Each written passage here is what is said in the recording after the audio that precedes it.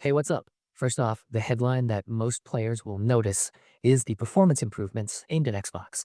Players reported uneven frame pacing and occasional FPS dips after the recent current gen upgrade, and this patch targets those exact problems to make gameplay feel smoother and more consistent on Series X and S. That 60 FPS upgrade people were excited about last winter was great to see, but transitions between areas and a few specific scenarios could still tank performance. This patch reduces those issues so the action holds together better. On the quality of life side, the update fixes an annoying bug where characters simply couldn't equip items even when they met the stat or requirement checks. If you've ever tried to put on a piece of gear only to have the UI stubbornly refuse, you know how immersion killing that can be, especially in a game where inventory and build choices are core to the fun.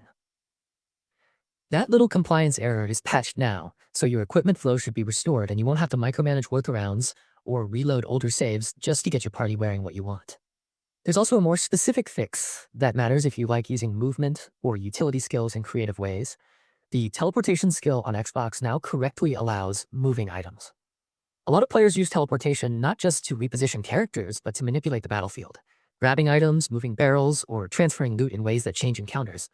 And when that functionality was broken, it limited tactical options. Restoring item movement with teleportation opens back up those little emergent moments that make combat and exploration feel clever and player-driven.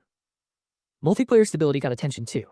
Xbox players experiencing sudden disconnects or flaky sessions should see an improvement. The patch resolved several multiplayer disconnection issues that cropped up for some users. Larian's cooperative design is one of the game's strongest points, so patching network annoyances is a priority for keeping group play fun and not a test of patience. If you've had your party drop out mid-quest, this should help reduce those interruptions. Finally, save game performance received a tweak. Certain save files were loading more slowly than they ought to, and this update improves loading speed for those saves. For a game with as many branching choices and persistent world states as DOS 2, loading time matters more than you think. Faster loadbacks mean less waiting after a defeat or a crash, and more time actually playing. If you step back and look at the pattern, this patch reads like a targeted stabilization pass, following last year's free current-gen upgrades that brought the game to modern consoles and bumped up frame rate targets. After a major platform refresh, some smaller regressions and edge case bugs often pop up. So it's healthy to see the team following up with maintenance that focuses on player-facing friction points, equipping, item interaction, multiplayer reliability, and save load responsiveness. The background context for that current-gen push is worth remembering because it explains why many of these fixes are console-focused. Larian rolled out the upgrade late last year, and players immediately started exploring the limits of the new builds, revealing these corner cases. For content creators and streamers, the practical takeaway is simple. If you play on Xbox Series X or S, apply this patch before recording or streaming sessions where technical smoothness matters. For everyone else, the fixes are still welcome because they eliminate small but recurring annoyances that otherwise pile up over long campaigns. The changes don't alter balance or introduce new gameplay systems, so you won't have to relearn anything.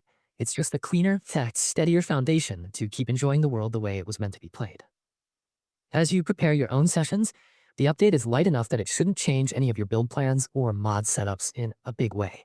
Rather, it should make existing playstyles more reliable. If you use teleportation creatively, you can go back to experimenting with those item moves on Xbox without workarounds. If your party has been dropping items into odd places because of equip bugs or running into multiplayer disconnects, those pain points are now directly addressed. And if you keep a big archive of saves, the improved loading will quietly shave minutes off the time you spend waiting between attempts.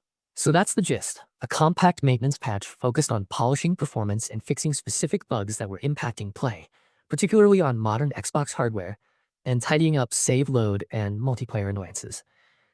It's not a content patch or balance update, but for anyone who's felt the friction, it's absolutely the kind of fix that improves the day-to-day experience. Alright, that's the breakdown. Enjoy your adventures in Rivellon, and may your loot always be equipable and your teleportation do exactly what you want it to.